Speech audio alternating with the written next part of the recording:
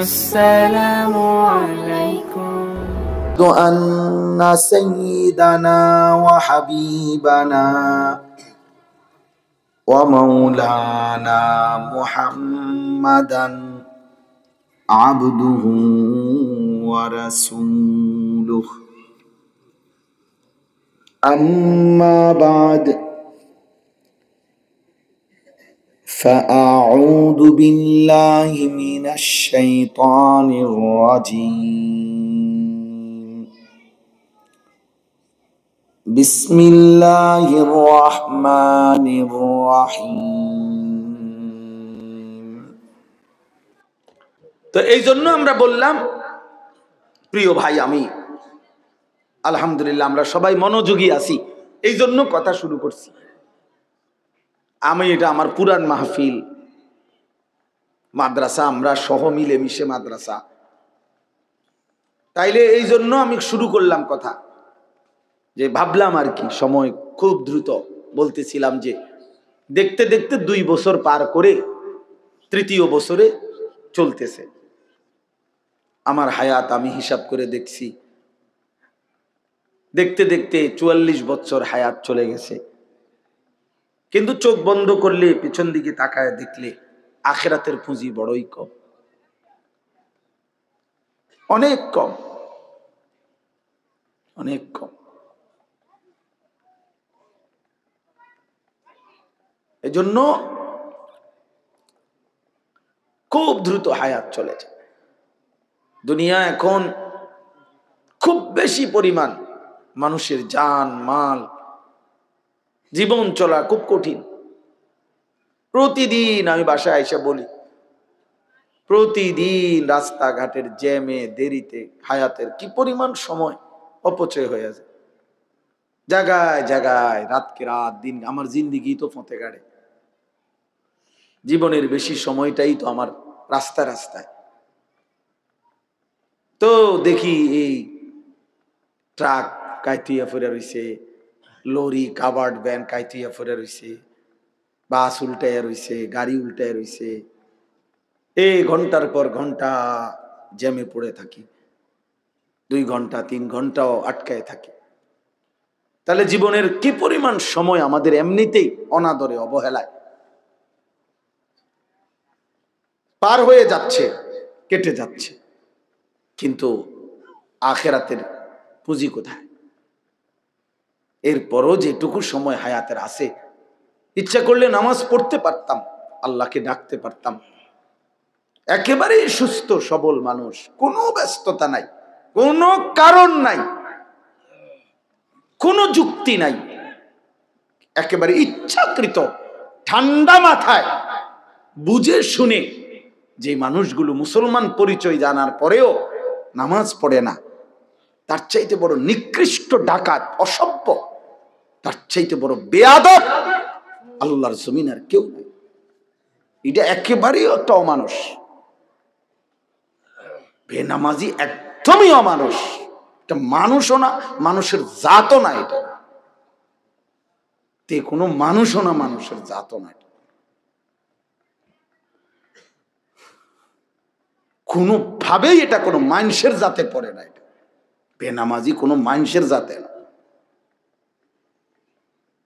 মানুষের কোনো কোয়ালিটি তার ভিতরে নেই, ইনসানের কোনো গুণ তার মধ্যে নাই। বলে ভাত খায়, বেটা ভাত তো জানোয়ারও খানা খায় বেটা। মানুষ হওয়ার গুণ কি আছে সেটা বলো বেটা। পেশাব পায়খানা কত, জানোয়ারও তো বেটা পেশাব পায়খানা করে বেটা। ঘুম যায় তো জানোয়ারও তো ঘুমায় বেটা। বাচ্চা কাচ্চা লালন পালন করে, কুকুর বিড়ালও বেটা বাচ্চা কাচ্চা লালন পালন করে।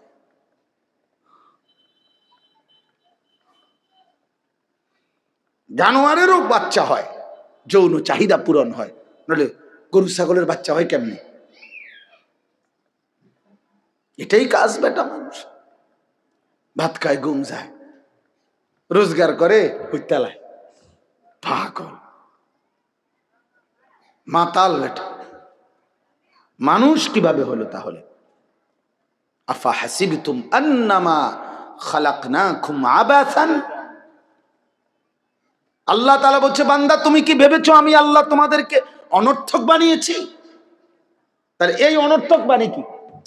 হে তো কোনো না কোনো কাজ করে, এটা তো আল্লাহ দেখতেই আছে। এতে মাটি কাটে, এতে সিএনজি চালায়, অটো চালায়, এতে দোকানদারি করে, এতে বহন বেচে, বিড়ি বেচে, চা বেচে, ওইতে ঘোরে টোটো কইরা। কাম তো কিছু না কিছু করতেই আছে। এরপর আল্লাহ বলে, কি ব্যাপার বান্দা, তুমি কি ভেবেছো আমি তোমাকে অনর্থক বানিয়েছি? তার মানে তুমি ইবাদত করছো না কেন? তুমি নামাজ পড়ছো না কেন বান্দা? তুমি আল্লাহকে ডাকতেছো না কেন? তুমি আখিরাত ভুলে আছো কেন? তুমি পরকাল ভুলছো কেন বান্দা? বিষয়টা কি? তুমি কি মরবা না? ওয়া আন্নাকুম ইলাইনা লা তুরজাউন। আল্লাহ বলে, বান্দা কি ভেবেছো আমি আল্লাহর কাছে কি ফেরত আসবে না? কি মনে করছো বান্দা তোমার দাদা কই গেল? এই জমিনের উপরেই তো ছিল। তোমার বাপ কই গেল বান্দা? সে তো জমিনের উপরেই ছিল। তোমার বড় চাচা কই গেল? সে তো জমিনের উপরেই ছিল। কত অহংকারী বাদশাগুলো কই গেল? তারা তো এই জমিনের উপরেই ছিল। ফেরাউন নমরুদ কোথায় হারিয়ে গেল? ফেরাউন নমরুদ কেন মরে গেল? টাকার অভাবে, চিকিৎসার অভাবে, সম্পদের অভাবে, ক্ষমতার অভাবে, পদ হারানোর কারণে। ফেরাউন বাদশা থাকা অবস্থায় তো কি নমরুদ ক্ষমতা থাকা অবস্থায় মারা গেছে কিনা? কারুন সম্পদ থাকা অবস্থায় ধ্বংস হয়েছে কিনা? তো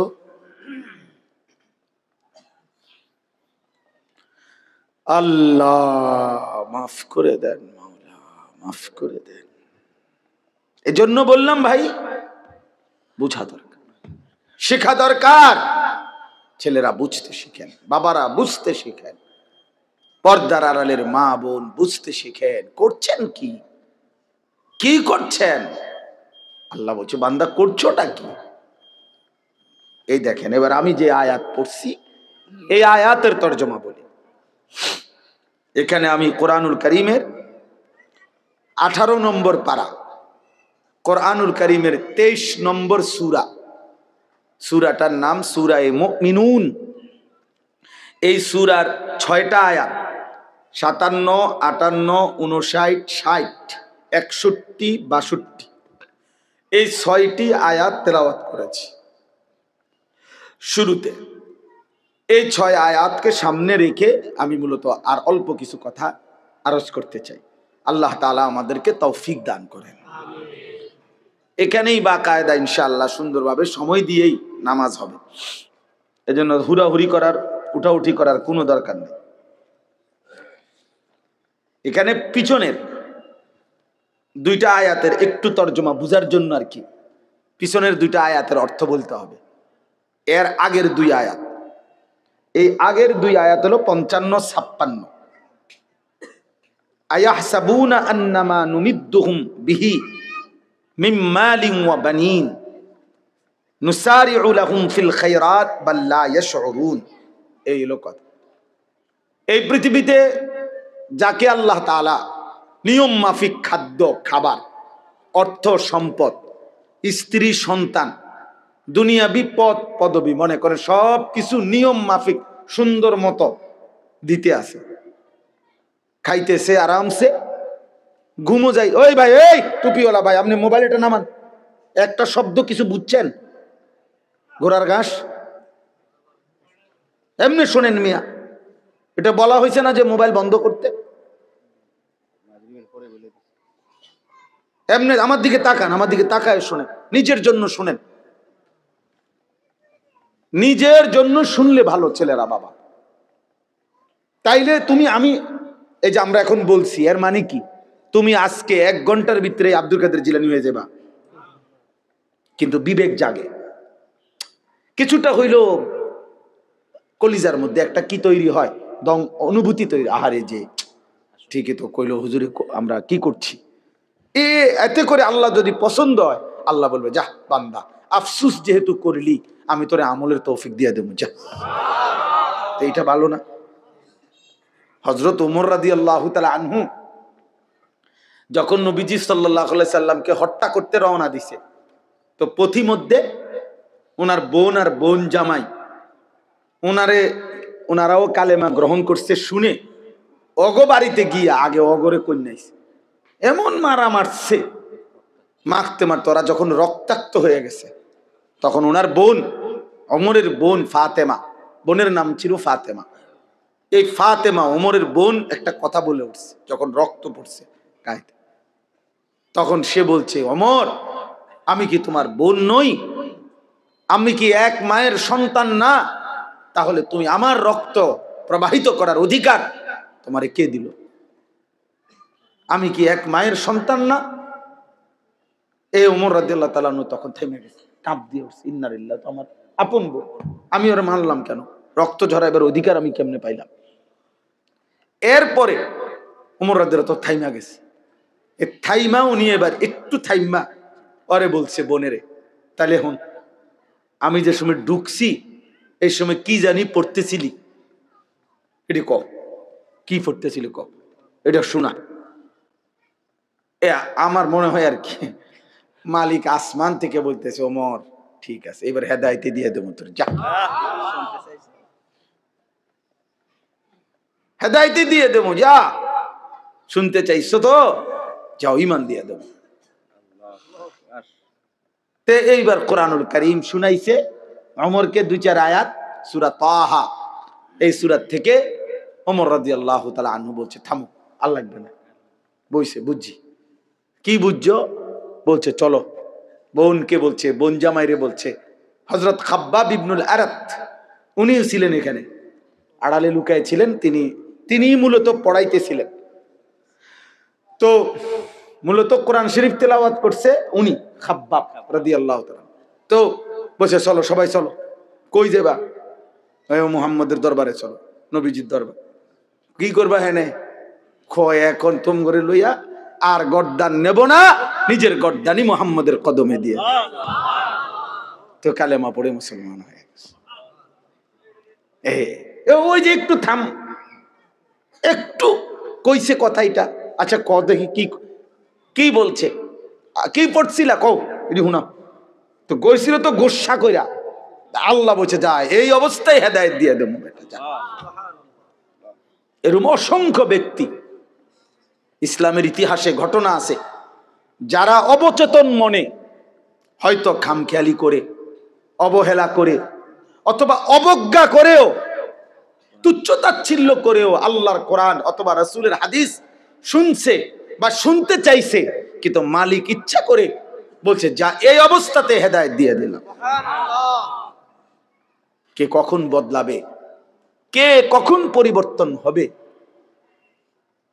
এটা কেউ বুঝে না। সেদিন আমি এক জায়গায় মাহফিলের পরে 2 দিন পরে ওইখানকার এক মাওলানা সাহেব আমারে বলল, কয় হুজুর আমনে গতকাল আমাদের মাহফিলে রাত্রে বলছিলেন যে কিতাবের মধ্যে আছে ফজরের নামাজ, আমি বলছিলাম আর কি যে ফজরের নামাজ যে পড়ে না, এই ফজরের নামাজ যে পড়ে না তারে সকালবেলার যেই কুত্তা চোখ মেলে, এই কুত্তা আল্লাহর কাছে বলে, আল্লাহ আমি চোখ মেলতেছি তোমার দুনিয়া দেখব, তবে মাওলা তোমার কাছে ফরিয়াদ, আমি যেন কোনো বেনামাজি ফজরের নামাজ পড়ে নাই তোমার এমন কোন নাফরমান বান্দারে যেন না দেখি। এজন্য ফজরের নামাজ যে পড়ে না তারে সকালবেলা তারে কুত্তা পর্যন্ত দেখতে চায় না, তারে কুত্তাই ঘৃণা করে, কুত্তাই ঘৃণা করে, কুত্তা কুত্তা তারে দেখতে চায় না। তো আমি এই কথাইটা এমনি কইলাম, এমনি কইছি, কথা আমি আমার ওয়াজ শেষ করে চলে আসছি। তো এইখানে এক শ্রোতা ছেলে ছিল, ছেলে বা একটু মাঝ বয়সী, 30-40 বছর হবে। ওই মাওলানা বললেন, পরের দিন দুপুরবেলা ওই লোক আইসা ওনার কাছে বলছে, হুজুর আমি তো ওয়াজের পরে আর সারাটা রাত ঘুমাইতে পারছি না। ও হুজুর এটা কি কইলো, আমার কুত্তাও দেখতে পারে না, যা নিয়ত করছি হুজুর আর ঘুমাইতাম না আজকের রাত, ফজরের নামাজ পড়েই ঘুমামু। কয়ের পরে ফজর পড়েই ঘুমাইছি। তো মালিকের ইচ্ছা, অথচ এই কথা তো কতবারই বলছি। কার পরিবর্তন কখন হবে, কার কথাই বদলাবে, কখন বদলাবে, কেউ জানে না। জানে কে? আল্লাহ। হয়তো তার কাছে এক কথা দিলে লাগছে যে হায়, আসলে আমার জীবন এমন ঘৃণ্য জীবন।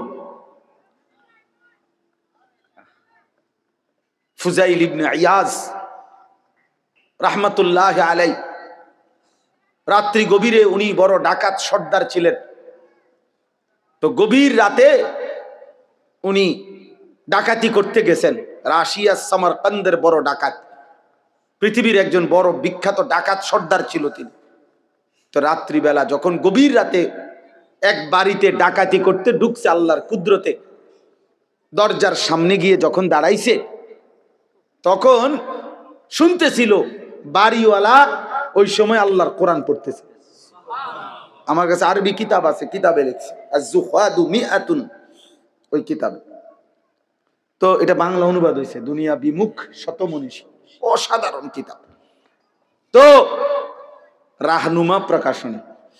তাই উনি দরজায় দাঁড়াইয়া শুনতেছে যে বাড়িওয়ালা ভিতর থেকে ওই ঘরের বুড়া মিয়া আল্লাহর কোরআন পড়তেছে। আলাম ইয়ানি লিল্লাযীনা আমানু আন তাখশা কুলুবুহুম লিযিকরিল্লাহ।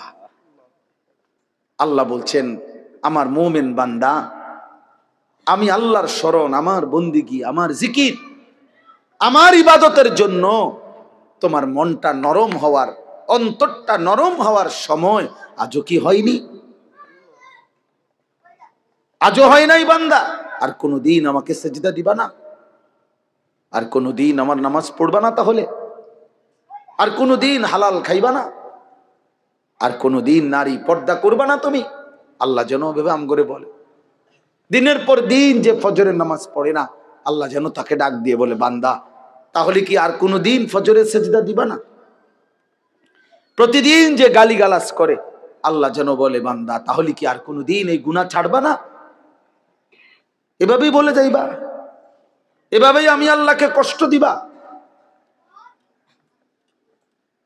তো এই ডাকাত সর্দার ফুজাইল, উনি তখন, ওই ছেলে, দুষ্টামি করো না, মস্কারি করো না ভাইয়া, সাবধান, উড়াই দমো একদম। তোমারই বলছি, তুমি ফিসের দিকে চাও কিত্তা? হ্যাঁ, ওটা মনে হচ্ছে আমি বুঝছি না।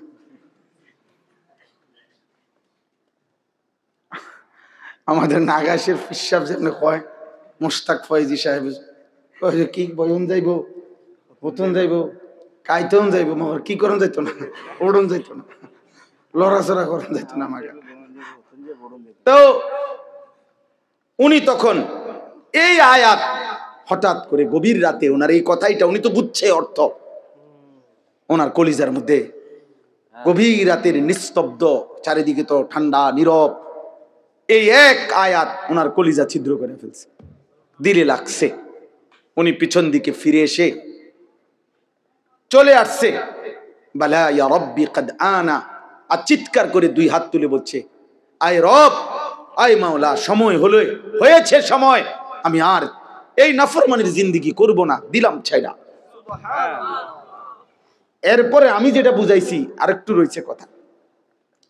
এই ডাকাত সর্দার তিনি এত দুর্ধর্ষ ডাকাত ছিলেন যে ওই জামানায় আপনার যেই কোনো মানুষ, পথিক, মুসাফির, এমনকি বাচ্চা পর্যন্ত ওই অঞ্চলে ওনার নাম শুনলে ভয় পাইত।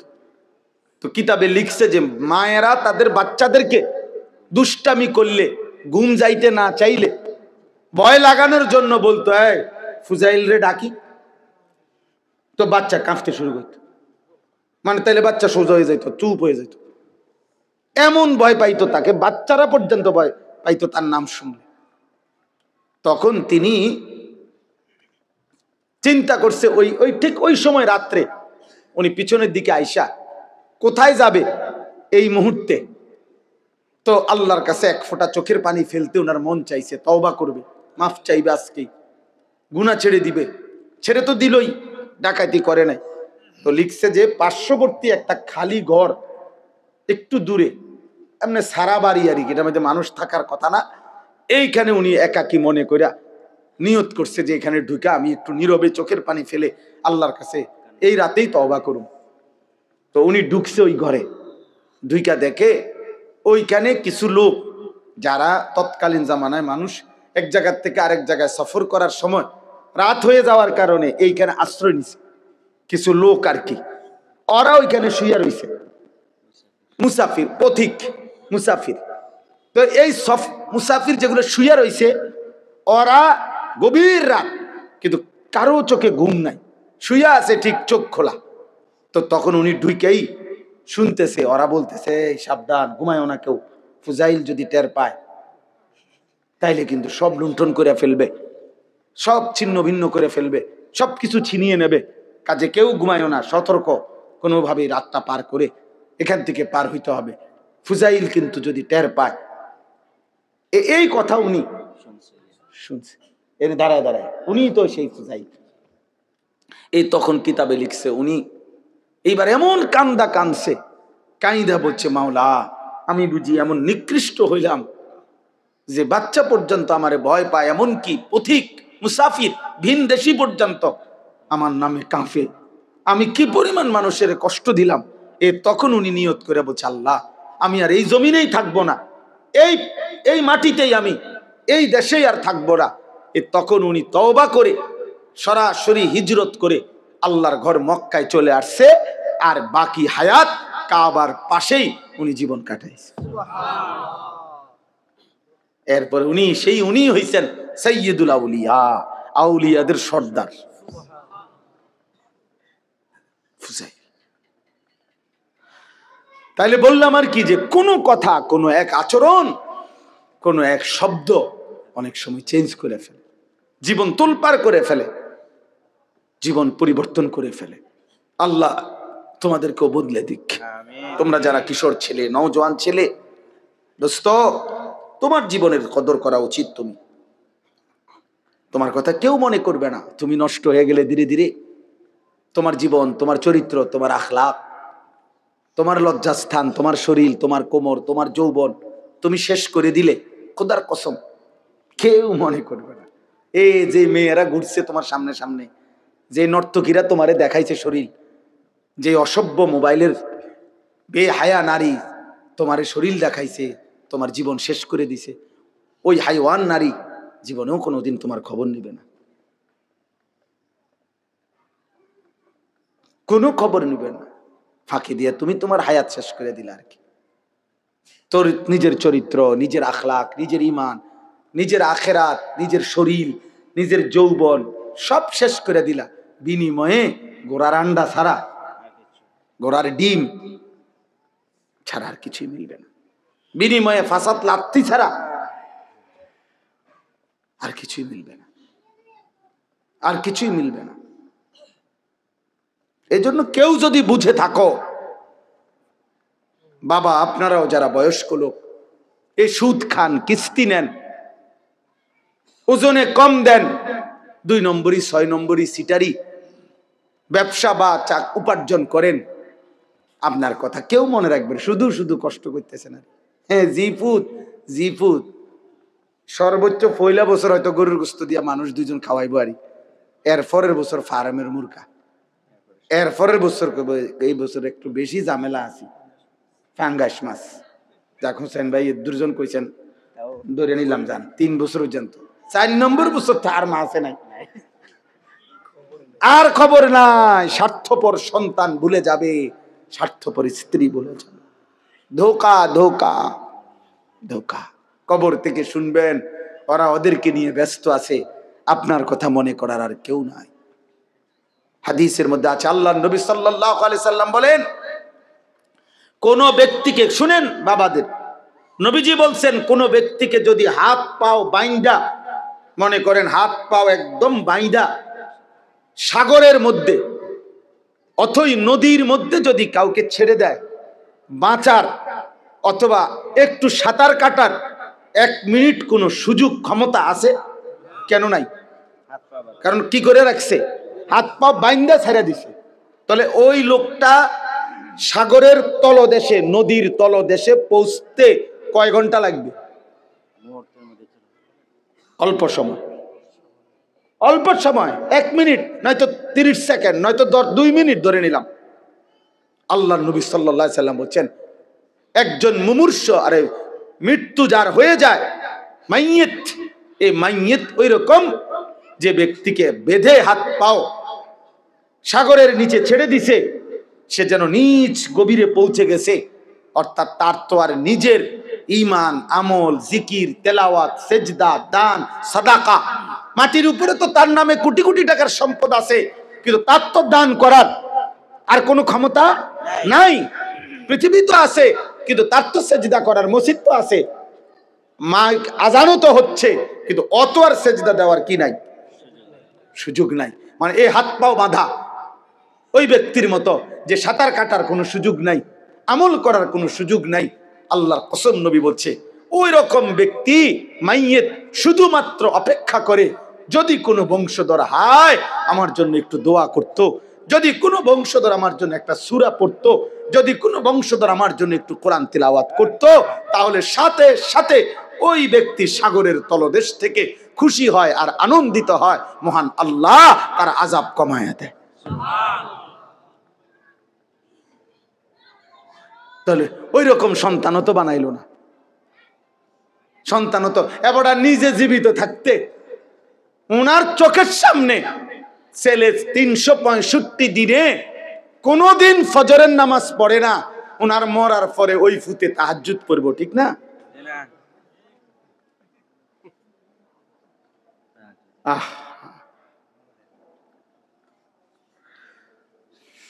ওনার জীবিত থাকতে ওনার ছেলের চুল, চেহারা, লেবাস, পোশাক দেখলে বোঝা যায় বেঈমানের, মুশরিকের অনুসরণ। তো ওনার মরার পরে ওনার ফুতের চুল, চেহারা, সিরাত, সুরত, আখলাক, চরিত্র হয়ে যাবে বাইজিদ বুস্তামি এবং জুনায়েদ বাগদাদির মতো। তাহলে ওই আমনের কবরে কি পাঠাইবো? ওই বুঝিটা কি? ওরে তো আপনি কোরআনও শিখান নাই, ওরে তো আপনি দ্বীনও শিখান নাই, ওরে তো দিয়ে গেছেন বিল্ডিং। তো ওই আমনের কবরে ডেইলি একটা একটা ইট খুললা খুললা কবরে দিয়ে দেব। আব্বা আমনে আমার জন্য বিল্ডিং রেখে গেছেন, আমি দরকার হইলে আলগা ইট আমি লাগামু, আমনের ইট আমনের কবরে দিলাম। আমনের সিমেন্ট ডেইলি 1 কেজি সিমেন্ট আমনের কবরে দিলাম। ধরেন বাবা, আমনেরই দেখছি আব্বা মৃত্যু পর্যন্ত আমনে সাদওয়ানে বইয়া বইয়া বন খাইতেন আর বিড়ি খাইতেন। আমি আব্বা সন্তান হিসাবে, সুসন্তান হিসাবে প্রত্যেক দিন আমনের কবরে একটা বিড়ি, এক কান আর বন আমি নিজে পৌঁছাই দেব। আর নয়তো কি দিবে ও দিবে কি? আপনি তারে দিয়ে গেছেন কি?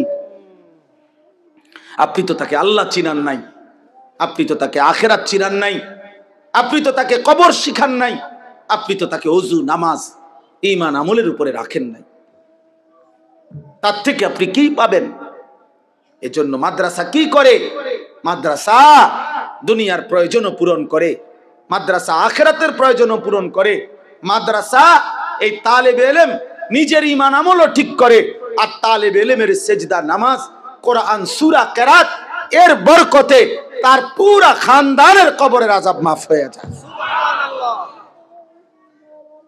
মাদ্রাসা, তালেবে ইলম, হাফেজ, আলেম হাজারো লাখো মানুষের নাজাতের উসিলা হয়ে যায়, নাজাতের উসিলা হয়ে যায়। আমি সেদিন বলছিলাম, সেদিনও এখানে কিছু ছিল, মুরগার খামারা ছিল, ওই সময় মুরগা বেচা হইতো, আর এখন আখেরাত বিক্রি হয়, এখন কবরের সামান তৈরি হয়, এখন কবরের সামান। ভাই মনে আছে না, আমরা সবাই মিলে কথা কইছি এখানে, তখন বলছি আমরা হিসাব করছি দাঁড়ায় দাঁড়ায়, না মুরগার খামার ছিল, পুরান অব্যবহৃত মুরগির খামার। প্রবাসী ভাইয়ের নাম কি জানো? ভাইয়ের নাম যার জায়গা, ফরহাদ ভাই। হ্যাঁ, এ যে মনে রাখেন, যেইভাবে ঝুঁকছেন, যেতগুলো মাদ্রাসা, যেখানে আমার শায়েখ আল্লামা মুফতি মুশতাকুর নবী কাসেমি হুজুর বলে যেখানেই ভালো কাজ দেখবেন ওইখানে কিছু না কিছু শরিক হয়ে যাবে। বেশি টাকা দিতে পারছেন না, শরম লাগছে, এত কম দিবে না, গোপনেই দিয়ে দেন, 100 টাকায় তুই রাখেন, আনে অসুবিধা কি? সওয়াব তো আর ইমাম সাহেব দিত না, সওয়াব দিবে কে? তিনি দেখছে না, কথা বলে না কেন? তিনি জানবে না? মালিক আল্লাহ তাআলা 10 টাকার নেকি দেয় না? 1 টাকা দিলে নেকি দেয় না? তো অসুবিধা কি? আর নেকি আল্লাহ কেমনে দেয়? 2 ভাবে দেয়। আল্লাহ বলছে, বান্দা তুমি এমনি হিসাবে যে দূর পাইতা এর দূর তো আমি দেমুই, আমার থেকে আরো অগণিত বাড়ায় দেব, আমার থেকে আরো দিমু, তো আমি আমার থেকে আরো নেকি দেব। ওয়াজিদাহুম মিন ফাদলি। এজন্য আমি বললাম আমরা আলহামদুলিল্লাহ ফিকির করি সবাই মিলে। আমি মাদ্রাসায়, আমি আজকে আপনাদের কাছে একটা কাগজ দেব, আমার এই মাদ্রাসায় আপনারা শরীক হইবেন, এহেনও শরীক হইবেন। এই বড় আমি ইচ্ছা কইরা হুজুরের কাছে অনুমতি নিয়া বলছি, শায়েখের কাছে, আমার মাদ্রাসার জন্য আমি বড় জায়গা কিনছি আলহামদুলিল্লাহ, প্রায় 118 শতক জায়গা, প্রায় 2,60 থেকে 70 লাখ টাকা জায়গার দাম, 2.5 কোটি টাকার উপরে আলহামদুলিল্লাহ কিনছি। স্বপ্ন যে বাচ্চা ছেলেদের জন্য মাদ্রাসা হবে, চলতেছে এখন, প্রায় 500-র মতো ছাত্র আছে আলহামদুলিল্লাহ। আরেকটা নতুন মাদ্রাসা ওইখানে আমি করতে চাচ্ছি, ছোট্ট করে চালু হয়েছে অল্প দূর, কিন্তু উদ্দেশ্য হলো যে কিশোর যুবক, স্কুল কলেজ ইউনিভার্সিটি পড়ুয়া, সাধারণ ছেলে, খেটে খাওয়া মানুষ, সর্বস্তরের মুসলমান যেন বছরের যেই কোনো সময়, যেই কোনো টাইম, যতক্ষণ সময় যার আছে অতটুকু সময় গেলে দিন শিখতে পারে। যে আসবে যখন দিন শিখবে তখন, যার সময় যতক্ষণ দিন শিখবে ততক্ষণ। এই স্লোগানে আমি একটা বড় প্রতিষ্ঠান করতে চাচ্ছি, এই আশা নিয়ে এই বড় জায়গা কিনছি। তো আমি আমার শায়েখের কাছে বলছি যে হুজুর আমি একটা হিসাব বাইর করছি, 1 মুসল্লা পরিমাণ জায়গার দাম, নামাজের নামাজ পরিমাণ মাটির দাম 4,200 টাকা। আমি বললাম হুজুর আমি একটা কাগজ ছাপাইছি, হ্যান্ডবিল, সব হাতে হাতে দেই, যদি কোনো আল্লাহর বান্দা যার ভাল লাগে যেখান থেকে বলুক দেও, কেউ যদি দেয় তাইলে আমরা তাকে আজীবন আমাদের মাদ্রাসার উন্নয়ন সদস্য বানাবো। আর যদি আল্লাহ তৌফিক দে, কবুল করে, মাদ্রাসা চালু থাকে, মসজিদ মাদ্রাসা দ্বীনি এই ব্যবস্থাপনা, দিন শিখানো, তাহলে সদকায়ে জারিয়ার সওয়াব ওই ব্যক্তি পাইতেই থাকবে। হইতে পারে মনেও থাকবে না তার এই 4,000 টাকার কথা, 2,000 টাকার কথা, কিন্তু হাসরের ময়দানে খোদার কসম আমল নামার মধ্যে নেকি দেখা খুশি হয়েছে। যেন প্রতিটা ভালো কাজের আয়োজনে সহযোগিতা করবেন। ছেলেরা তোমাদেরকে বলি, তুমি 10 টাকা দিও দিনই কাজে, এই নিয়তে দিও যে আল্লাহ আমার কাছে তো বেশি নাই, মাওলা আমি 50টা টাকা দিলাম, আমার এই উসিলায় নামাজি বানাই দেন, আমার চরিত্রটা সুন্দর করে দেন, আমারে আপনার ভালোবাসা দেন। এতটুকু তো ভাবা উচিত তুমি ছেলে, যে আল্লাহ আমি কেমন বান্দা আপনার, আমার একটু নামাজ পড়তে মন চায় না, আমার অন্তরটার মধ্যে আপনার ভয় আসে না কেন, আমি কেন সেজদা দিতে চাই না? কিরে ভাই, তোমার বাবা মুসলমান, তোমার মা মুসলমান, তোমার দাদা দাদি মুসলমান, তোমার সৃষ্টিকর্তা আল্লাহ, তোমার নবী মুহাম্মদুর রাসূলুল্লাহ সাল্লাল্লাহু আলাইহি ওয়াসাল্লাম, তোমার ধর্মের নাম ইসলাম, তোমার কিতাবের নাম কোরআন, তুমি জন্ম থেকে জানো তুমি মুসলমান, যেদিন থেকে তুমি বুঝ হইছে সেদিন থেকে কত লক্ষবার শুনছো তুমি মুসলমান, তোমার জিগাইলেও তো তুমি কও মুসলমান, তোমার পরিচয় লিখতে গেলেও তো তুমি ধর্মের পাশে লেখো তোমার ধর্ম ইসলাম। তাহলে এইভাবে তুমি জানার পর, বুঝার পর, মানার পর, স্বীকার করার পর তো তুমি নামাজ পড়ো না কেন? এটা কোন বিচারের কথা? আমার কথাটা বোঝেন নাই? ছেলেরা বলো ভাই, বুঝছো কিনা কথা? এটা একটা যুক্তি তো থাকতে হবে যে না হুজুর আমি তো মুসলমান না, তো তুমি কও তুমি মুসলমান না, তাহলে তো সারে, তো কথাই আর থাকে না, তাহলে তো আর কোনো ঝামেলাই নাই। তুমি এটা বলো এখানে দাঁড়াইয়া যে হুজুর আসলে আপনি ভুল বুঝছেন, আমি এরকম হয়েছে তাবলীগের কাজে গেছি, দাওয়াত গত বছর দিনাজপুরে, হোসেন ভাই খুলনাতেও, হ্যাঁ দাওয়াত দিয়ে সারছি, শুনছে 20 মিনিট কথা বলার পরে ওরা 3 ছেলে আমারে বলতে, হুজুর আমরা তো হিন্দু, কিন্তু আমার কথা পুরো শুনছে, হ্যাঁ মনোযোগ দিয়ে শুনছে। আমি বলছি ঠিক আছে ভাই, কোনো অসুবিধা নাই, মালিকের কথাই বলছি, তোমার সৃষ্টিকর্তার কথাই তোমারে শুনাইছি। সেই দিন এক মাওলানা সাহেব রংপুর থেকে খবর পাঠাইছেন যে একটা মাহফিলের ডেট দিতাম। কেন এত দরকার হইল উনি বলছেন যে এক ওই বাজারের হিন্দু ছেলে ওর কথা হইল হুজুর, এই হুজুর রে দাওয়াত দেন। আলহামদুলিল্লাহ। তো বললাম আর কি, যেটা তুমি তো ভাই মুসলমান, আমরা মুসলমান, আপনারা আমরা মুসলমান, আমাদের মায়েরা, আমাদের বোনেরা, আমাদের বিবিরা, আমাদের ঘরে যারা যেই সমস্ত মহিলাগুলো আছে ওরা মুসলমান না? কথা বলেন না তো? ওরা নামাজ পড়বে না কেন? ওরা পর্দা করবে না কেন? আমরা মুসলমান যদি হালাল না খাই তো কে খাবে হালাল? আমরা যদি হারাম না ছাড়ি তো ছাড়বেটা কে? সুদ যদি হারাম আমরা মনে না করি তো কার জন্য সুদ হারাম করছে? হিন্দুর জন্য, ইহুদির লেগা? কার জন্য? তো তাইলে আমরা মানবো না তো কে মানবে? এই আবার আসেন,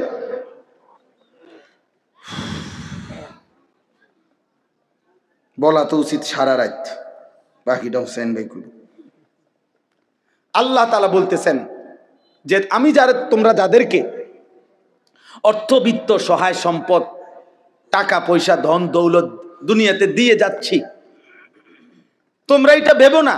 আল্লাহ বলে নাফরমান মনে মনে ভাবতেছে আল্লাহ তাও আমার উপরে রাজি, নইলে আমার এটি দেখা, আমার এদিকে কি সুন্দরে ভাত তরকারি খাওয়া, এত চুরি করি, আমার দিকে কোনো অসুবিধা হয় না। বুঝেন না কথাটা? আমি এত সিটারি করি, আমার দিকে কোনো অসুবিধা, কত সর্দিও হয় না, কত ভালো মানুষ দিয়ে দেখি আজ 10 বছর বিস্তার ফিরে রয়েছে, লড়তেও পারে না। আমরা কি কারবারটা কি? আবু লাহাব মক্কার কাফের, নাম শুনছেন না আপনার? নবীজি সাল্লাল্লাহু আলাইহি সাল্লামের বিরোধিতাকারীদের মধ্যে সবচেয়ে বেশি বিরোধিতাকারী যে কয়েকজন, এর মধ্যে একজন আবু লাহাব। সাহাবীরা ওরে বলতো, নবীর সাহাবীরা, এই আবু লাহাবের একটা বদ অভ্যাস ছিল। নবীজি যেখানেই কাউকে কালেমার দাওয়াত দিতেন, মানে কাউরে ইসলাম বুঝাইতেছে মনে করেন, হে পিছন থেকে একটু দূরের থেকে ওর দিকে তাকাইয়া কইতো, সাবধান, ধরা খাইও না, একবারে মারারিবা, আর বিড়ি খেতে না, ইতান শুনলে সিটারি যে করতে এত সুন্দর, ইডিহার করতে না, বেডি সাউন্ড, নাটক সাউন্ড, সিনেমা সাউন্ড, এটি সব ছেড়ে দিতে হইব এই মৌলবীর কথা শুনলে। মানে বলতো না না। এরপরে নবীজি সাল্লাল্লাহু আলাইহি সাল্লাম সরে গেলেই এই বেঈমান ওই লোকের কাছে গিয়ে বলতো, কি কইছে? এই কইছে তোরে না? হ সাবধান, এডি কইয়া হে বিরাট বড় জাদুকর, নাউজুবিল্লাহ, ও অনেক বড় গণক, ও একটা ফেরেশতা গায়ে দিছে সমাজটার মধ্যে, কয় যে আমাদের পুরাটা এলাকা নষ্ট করে লাইছে, মায়ের লগে এখন আর ফুতের মিল নাই, ফুতের লগে মার মিল নাই, স্বামীর লগে স্ত্রীর মিল নাই, বাপের লগে ফুতের মিল নাই, একটা বেড়াছাড়া লাগাই দিছে, নাউজুবিল্লাহ। এইভাবে সে বলতো। তো তাফসীরের মধ্যে আছে নবীজির বিভিন্ন সাহাবীরা ওরে বলতো, আবু লাহাব তুমি যেই বাড়াবাড়ি করতেছো আতলারও, তোমার তো আল্লাহ তাআলা এই হাত অচল করে দিতে পারে, আল্লাহ তো তোমারে ধ্বংস করে দিবে, হাত তো অচল করে দিবে, তুমি নবীর এভাবে বিরোধিতা করতেছো, সারাক্ষণ লাগিয়ে থাকো তুমি পিছে পিছে। এই তখন তাফসীরের মধ্যে আছে প্রত্যেক দিন সকালবেলা আইসা ওই লোক পরিচিত, এরা সমবয়সী না, যারা ইমানদার হইছে সাহাবী, ওরাও তো অনেকেই কুরাইশ বংশীয়, তো সমবয়সী, এক লগে চলুন না মানুষ, তো আইয়েই কইতো, কিরে এই যে হাত কিচ্ছু হয়েছে না, এই যে কি সুন্দর, কইলা তো এরুম হইব হেরুম হইব, কিচ্ছু তো হয়েছে না। এই এত বড় হারামি আছে, হারামি দা গ্রেট, হারামির এক শেষ, ওই অহংকার করত। তো আল্লাহ তাআলা বলেন, আয়াহসাবুনা আন্নামা নুমিদ্দুহুম বিহি মিন মালিন ওয়া বানিন নুসারিউ লাহুম ফিল খায়রাত। আল্লাহ বলে যাদেরকে আমি দুনিয়ায় কিছু সম্পদ এবং কিছু সন্তানাদি জিফুত নায়নাত করে দিছি, তারা ভাবতেছে আমি আল্লাহ তাআলা তাদেরকে ভালোর উপরেই রাখছি, কল্যাণের উপরেই রাখছি, খুশি আমি তাদের উপরে, তারা মনে মনে ভাবতেছে। না, বাল্লা ইয়াশউরুন, আসলে তারা বুঝতেছে না যে শুধু সম্পদ, শুধু সন্তান, শুধু অর্থ, শুধু ক্ষমতা, শুধু সুস্থতা, দুনিয়াবি কোনো চাওয়া পাওয়া পূর্ণ হওয়া, এটা কোনোভাবেই আল্লাহর সন্তুষ্টির কোনো পরিচয় নয়। আল্লাহর সন্তুষ্টির পরিচয় নয়। বাঘের, সিংহের, গরুর, ছাগলের কোনোদিন সর্দিও হয় না, কাশিও হয় না, ব্যায়ামও হয় না, পেটে ব্যথাও হয় না, ডায়াবেটিসও নাই, গ্যাস্ট্রিকও নাই, কিচ্ছু নাই। তাহলে তো আল্লাহ তাআলা সবচেয়ে বেশি সন্তুষ্ট জানোয়ারের উপর, নাকি? কথা বলে না কেন? তাহলে এইটা নেই, পেটে অসুখ, মাথা ব্যথা নাই, ভাত খাইতে আসি, ঘুম যাইতে আসি, এটাই যদি প্রমাণ করে আল্লাহ সন্তুষ্টি, তাহলে তো জন্তু জানোয়ারের এগুলো আরো বেশি পূরণ হচ্ছে।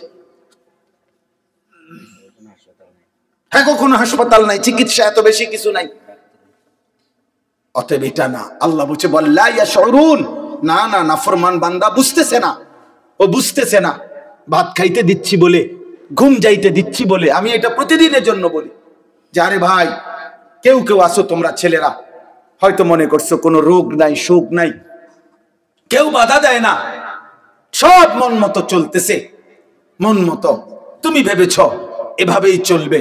না না, আল্লাহ বলে দুনিয়ায় ভালো থাকা, দুনিয়ায় একটু আরামে থাকা, এটা আমি আল্লাহর সন্তুষ্টির পরিচয় প্রমাণ নয়। আমি তো কাফের বেঈমানকে দুনিয়া অনেক ভালো থাকতে দিছি, অনেক সম্পত্তি দিয়ে ভরপুর করে দিছি। অতএব এগুলো কি আমি আল্লাহর সন্তুষ্টির জন্য দিছি? কথা বলেন না কেন? তাহলে এটা না। তাহলে এখন আল্লাহ তাআলা বলেন সন্তুষ্ট আমি কাদের উপরে? প্রকৃত পক্ষে কল্যাণের উপরে আছে কারা? প্রকৃত পক্ষে সফলতার উপরে আছে কারা? যাদের মধ্যে 4টা গুণ আছে। কয়টা গুণ? এই কথা শেষ। 4টি গুণ। 1 নাম্বার,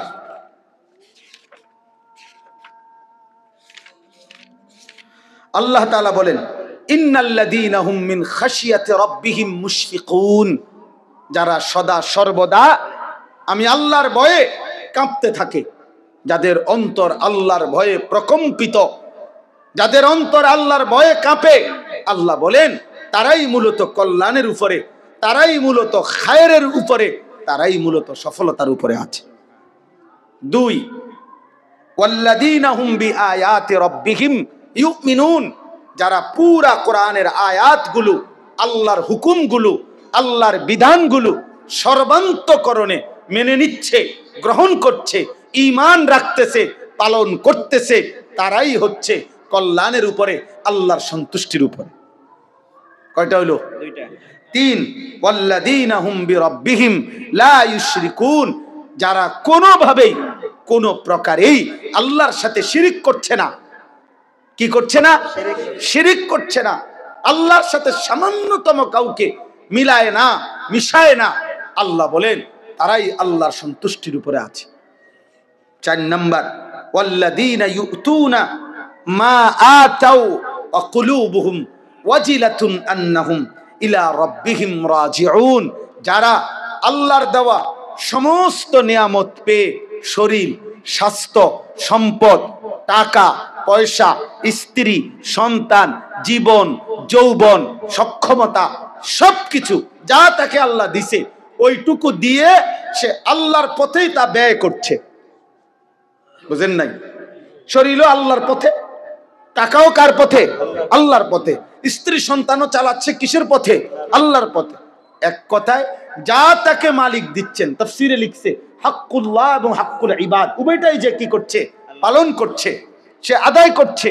এই অবস্থায় পালন করে পুরা, আবার অন্তরে অন্তরে এই ভয় রাখতেছে আমাকে তো আল্লাহর কাছে যেতে হবে, আহা আল্লাহ জানি কবুল করে কিনা, আল্লাহ জানি কবুল করে কিনা, আল্লাহ জানি গ্রহণ করে কিনা।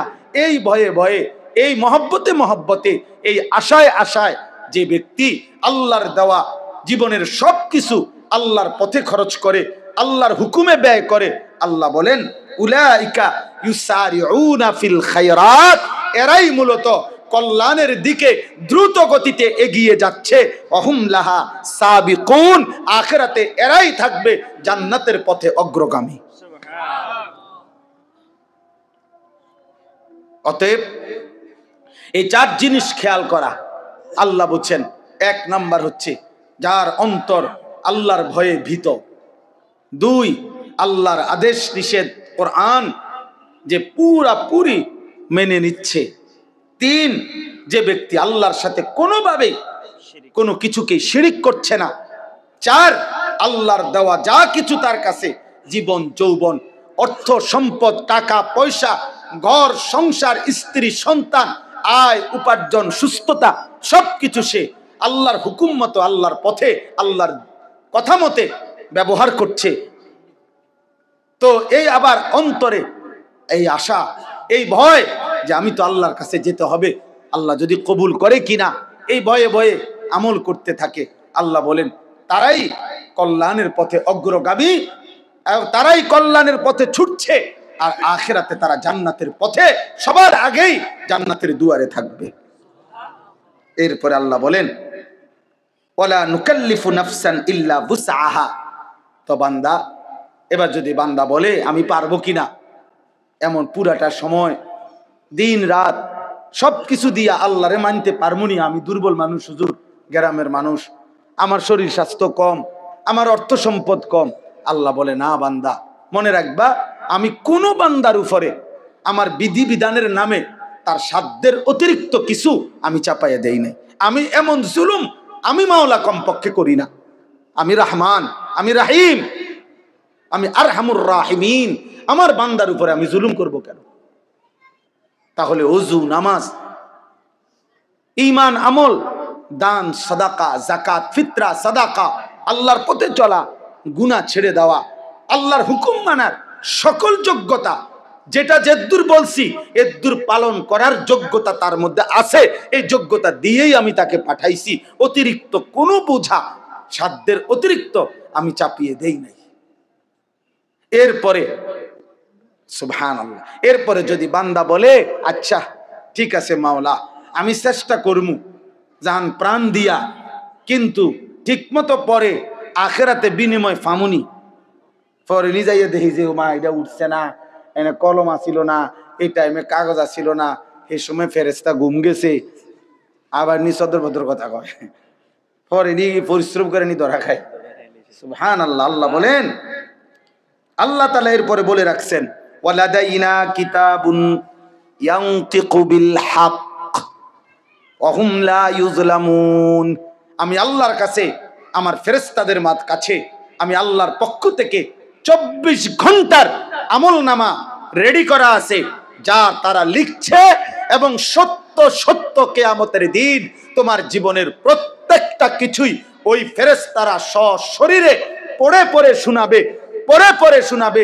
তোমার নামাজ এত, হালাল এত, হারাম এত, গুনাহ এত, হাসি এত, কান্না এত, নিঃশ্বাস এত, উঠা এত, বসা এত, নড়াচড়া এত।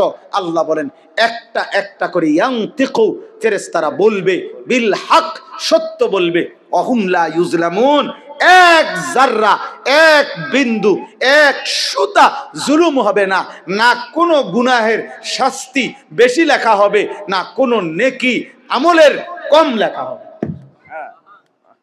আল্লাহ বলছে কোনো জুলুম হবে না বান্দা। এটা তো আমি আল্লাহ নিয়ন্ত্রিত, এটা দুনিয়ার কারোর কাছে তো দিছি না। বুঝেন নাই কথা? অতএব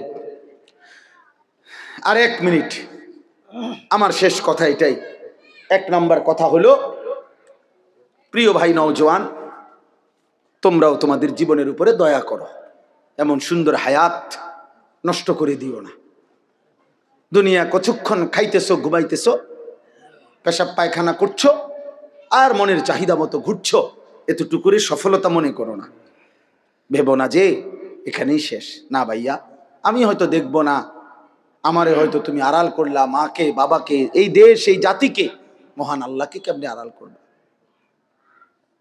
আল্লাহকে ফাঁকি দেবা কেমনে? বয়স্ক বাবা, আপনাদেরকেও বলি, আপনারাও হারামের উপার্জন ছেড়ে দেন। স্ত্রী সন্তানের জীবনে আপনি অভিভাবক, আপনি অভিভাবক, ছেলের বাপ, মেয়ের বাপ, আপনি স্ত্রীর স্বামী। আপনার দায়িত্ব নিজের ঈমান আমল এবং এই পরিবারস্থ মানুষগুলোর ঈমান আমল, আখিরাতের সন্ধান তাদের জন্য বলে যাওয়া। আমার মারে আমি দেখছি, মা আমার এই কয়দিন আগেও মা অসুস্থ হইয়া 3 দিন হসপিটালে ছিল। 75 বছরের মতো মার বয়স। মা আমার আস্তে আস্তে কথা কয়, ঠিক মতো কথাও বলতে পারে না। এখনো মা আমারে জিজ্ঞাসা, হুত নজর শুনি, মায় মায়ের ভাষায় বলে, এখনো বলে এই কথাইটা, ফুত নামাজ উঠছুনি, এখনো বলে। মা একেবারে ছোট্ট হয়ে গেছে, মার শরীর কিচ্ছু নাই শরীরে, তো মা এই কথাইটা কেন কয় আমি বুঝি না, এখনো বলে মায় আম করে। আমারে তো বলে সব, ফুত নামাজ উঠছুনি। এই জন্য আমাদের বাবা রে, মা রে, সবাইকে বলি, স্ত্রী ছেলে মেয়েদের ইমান আমল নামাজের ফিকির করা চাই, নামাজের ফিকির। সবাই মিলে নবীজি সাল্লাল্লাহু আলাইহি ওয়াসাল্লামের সুন্নাতের উপরে, নবীর তরিকার উপরে নিজের ঘর সংসার, নিজের আহার, নিজের নিদ্রা, নিজের চুল চেহারা, লেবাস পোশাক, খানা খাদ্য, একটা একটা করে একজন মুমিনের ভালোবাসার দাবি, আখিরাতের দাবি, এটা সুন্নাতের উপরে আমল করা, নবীজির তরিকার উপরে আমল করা। নবী যেভাবে সাল্লাল্লাহু আলাইহি ওয়াসাল্লাম করেছেন, বলেছেন, খেয়েছেন, ঘুমিয়েছেন, যেটা যেমনে বলেছেন এটা অনুসরণ করা। আপনাদের জন্য আমি এই জন্য শুরু থেকে এবারে আজকে 3 মাস, প্রায় 2 মাস আমি একটা নিয়ত করছিলাম। আমাদের বাংলাদেশের একজন বড় বুজুর্গ, ঢাকা গাজীপুর কাপাসিয়ার অনেক বড় একজন মুখলেস আল্লাহওয়ালা অধ্যক্ষ মিজানুর রহমান চৌধুরী, বহুত বড় একজন আল্লাহওয়ালা বুজুর্গ। উনি একটা বড় বড় আলেমদের তত্ত্বাবধানে একসাথ করে উনি নবীজি সাল্লাল্লাহু আলাইহি সাল্লামের সুন্নাতের উপরে একটা কিতাব লিখছে, পূর্ণাঙ্গ মোটা। এই যে এই কিতাবটা তালিমুস সুন্নাহ, প্রায় 600 পৃষ্ঠা এই কিতাবটার মধ্যে। বাংলা ভাষায় আমাদের নবী সাল্লাল্লাহু আলাইহি সাল্লামের সমস্ত সুন্নাত, ছোট বড় একেবারে সবটা নবীর জীবন সুন্নাত, নবীজি সাল্লাল্লাহু আলাইহি সাল্লামের উনি এখানে তুলে ধরছেন দলিল সহ সুন্দর করে, ওলামায়ে কেরামের সম্পাদনায়। আমার খুব পছন্দ এই কিতাবটা। তো আমি নিয়ত করছি এটা ইচ্ছা করে হযরতের কাছ থেকে, সেই গাজীপুর থেকে এগুলা আনাইয়া বিক্রি করি, আমার এই সাদা গাড়িতে রাইখা রাইখা ডেইলি মাহফিলে বিক্রি করি 400 টাকা মূল্যে। আমার একটা ইচ্ছা যে হযরতের কাছে আমি বলছি যে হযরত, আমার ইচ্ছা যে আল্লাহর বান্দাদের ঘরে ঘরে, মুসলমানের ঘরে ঘরে নবীর সুন্নাতের একটা পূর্ণাঙ্গ মোটা কিতাব পৌঁছুক, মানুষ ঘরে রাখুক, তাহলে দেখা যাবে স্ত্রী, ছেলে মেয়ে, নাতি নাতনি, দাদি নানি, তারাও পড়বে, তারাও শুনবে, তারাও একটা একটা সুন্নত যার যখন যা ভাল লাগে একটু একটু পড়বে। এই জন্য এই প্রথম আবদার হলো, যাদেরই সুযোগ হয় আমাদের এই সাদা গাড়ির থেকে 400 টাকা মূল্যে এই কিতাবটা কেনার চেষ্টা করবেন। ঘরে রাখলে, আগে মুসলমানের ঘরে ঘরে মুকসুদুল মুমিনিন কিতাব থাকতো, বেহেশতি জহুর কিতাব থাকতো, মা খাদিজা, মা ফাতেমার একটা বই থাকতো। এখন ভিডিও বেডই তো, জোয়ানো বুড়াও সবাই মোবাইল টিপে, মোবাইলে সবাই ব্যস্ত। না রে ভাই, কিতাব থেকেও পড়া উচিত, নবীজির সুন্নাত শেখা উচিত। এই জন্য দয়া করে চেষ্টা করবেন একটা একটা কিতাব কিনতে।